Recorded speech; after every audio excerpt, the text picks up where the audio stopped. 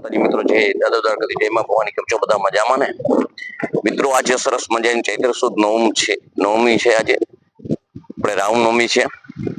ભગવાન મર્યાદા પુરુષોત્તમનો આજે જન્મદિવસ, જેણે સંસારની અંદર સમગ્ર માનવને જીવન કેવી રીતે જીવવું એની પ્રેરણારૂપ અને કુટુંબ, પરિવાર, ભાઈ બહેન, માતા પિતા, કુટુંબીજનો, જેની ભૂમિકા કેવી હોય છે એ સર્વત્ર આચાર વિચાર અને ઉચ્ચાર કઈ રીતે ઉચ્ચારવા, કઈ રીતે અન્ય સમાજની અંદર રહેવું, કઈ રીતે શાસન ચલાવવું, કેવી રીતે જીવવું, માનવ કઈ રીતે માનવમાંથી મહામાનવ બની શકે, મર્યાદા પુરુષોત્તમ બની શકે, આવું જો કોણે આપણા દેશની અંદર જન્મી અને અન્ય દેશોની અંદર પણ જેનું અનુસરણ થાય એવા ભગવાન શ્રી રામચંદ્ર ભગવાનનો આજે જન્મદિવસ છે. આપણે ગૌરવ લઈએ છીએ, આપણે જાણીએ છીએ કે ભગવાન સર્વત્રનું ભલું કરે છે. ભગવાનના સંતાન આપણે છીએ, સર્વત્રનું ભગવાન ભલું કરતા હોય અને એના આપણે સંતાન હોય તો સર્વપ્રતે આપણી પણ વૃત્તિ ભલો કરવાની હોવી જોઈએ. આપણે જીવનની અંદર માણસ થઈને જન્મ્યા છીએ તો ભગવાનના જે સંસ્કારો છે, ભગવાનના જે વિચારો છે, ભગવાને કર્તવ્ય નિભાવ્યા છે, માનવમાં ભગવાન જન્મા અને જો ભગવાન હોવા છતાં જો માનવમાં જન્મા અને માનવ રીતે જીવવું પડતું હોય તો આપણે તો માનવ જ જન્મા છીએ, છતાં આપણે જીવતા નથી. એ આપણી કેટલી કમનસીબાઈ છે. આપણે ભગવાને પોતે ધર્મ માટે, શીલ માટે અને પ્રજા માટે અને પ્રજામાં સારા આચરણો આવે, કારણ કે રાજા જેવું આચરણ કરે એવી પ્રજા હોય, તથા રાજા યથા પ્રજા. હવે આવી રીતનું માણસ આજ વિચારતો હોય, આવું આપણને ખબર હોય એટલે ભગવાને પોતાના જીવનકાળની અંદર જોવી તો રાજકુમાર હોવા છતાં, પોતે રાજા હોવા છતાં પોતે એક સાધકનું જીવન જીવી અને હંમેશા માટે દુઃખ જ લીધું છે.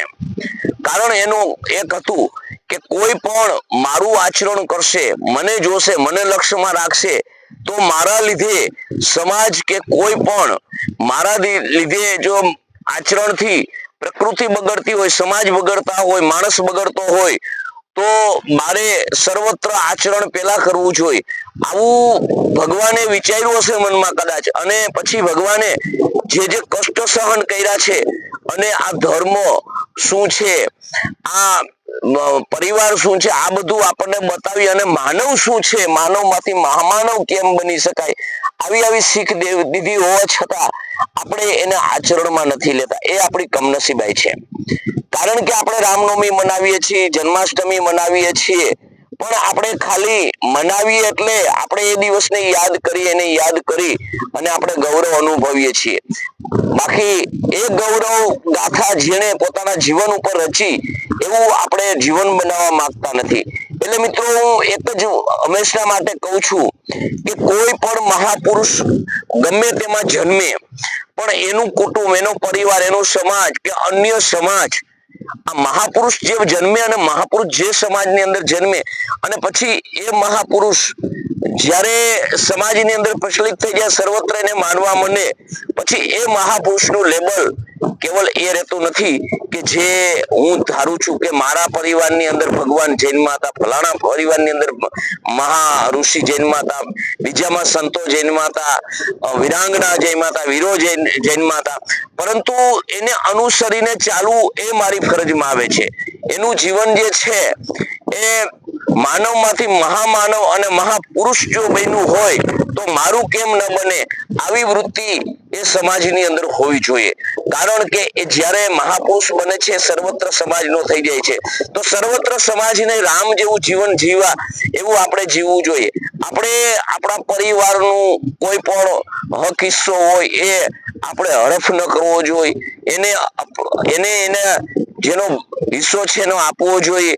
આપણે ધર્મયુક્ત આચરણ કરવું જોઈએ. આપણે કોર્ટ કચેરીઓ ખોટી જે કોઈને દોરીએ છીએ એમ ન દોરવું જોઈએ, આપણે કોઈને કષ્ટ ન આપવું જોઈએ, આપણે માનવ થઈને જીવવું જોઈએ અને માનવ થઈને મરવું જોઈએ.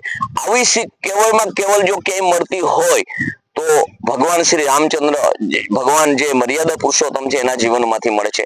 પત્ની આદર્શ કેવી હોવી જોઈએ, પતિ કેવો હોવો જોઈએ, માતા પિતા કેવા હોવા જોઈએ, બહેન કેવી હોવી જોઈએ, ભાઈ કેવી જોઈએ, એ સર્વ પ્રત્યે આપણો પ્રેમ કેવો હોવો જોઈએ, આવી બધી શીખલાઈ આપણને રામાયણની અંદર મિત્રો જોવા મળે છે. કારણ કે રામાયણની અંદર સર્વત્ર પણ તમે જુઓ તો સમર્પણ છે. એક છે કે દાદી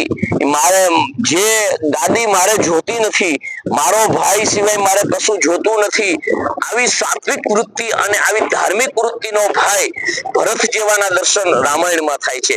જ્યારે આજ તમે કહી છે કે 2-5 વીઘા જમીન માટે માણા ખૂન ખરાબા કરે છે, ત્યારે તમે વિચાર કરો કે અયોધ્યાના રાજ્યને જે એક કહે છે ને કે સલાહકાર સારું ના હોય તો પણ પતન થાય છે, એનું એક દ્રષ્ટાંત છે માં કૈકેયી.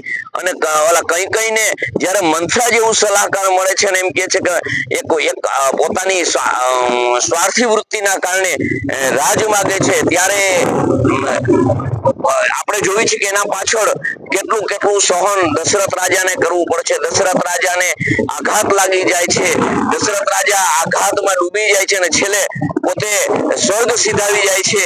ત્યારે એ ખબર એના સગા પુત્રને જેના માટે ગાદી મેળવી છે એને પડે છે કે આના કારણે થયું, ત્યારે પોતે પોતાને માને પણ જોવા નથી માંગતા અને જ્યારે એનો ત્યાગ કરે છે કે હું તારું મોઢું જોવા માંગતો નથી, એમ જ્યારે ભરત કહે છે ત્યારે એ જ ભાઈ રામચંદ્ર ભગવાન છે એ 14 વર્ષનો વનવાસ ભોગવી અને પેલા કૈકેયીને મળે છે અને ભરતને સમાધાન કરાવે છે. અને એ જ ભરત છે કે એની ચરણ પાદુકા લઈને અને જે સિંહાસન ઉપર જે ભાઈનો હક હતો એના માથે ચાકરી રાખી અને પોતે સેવક બની અને શાસન કરી અને પ્રજાને એક નવો સંદેશ આપે છે કે ભાઈ ભાઈનો પ્રેમ આવો હોવો જોઈએ.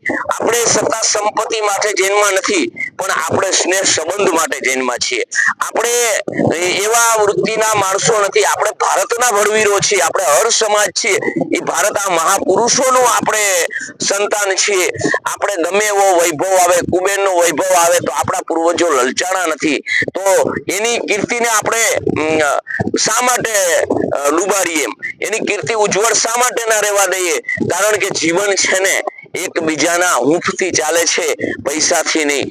પૈસો જીવનમાં જરૂરી છે, સત્તા જીવનમાં જરૂરી છે, પણ મારું અને તમારા સ્નેહ સંબંધો ખૂન કરી અને પૈસો મેળવો એ પાપ છે.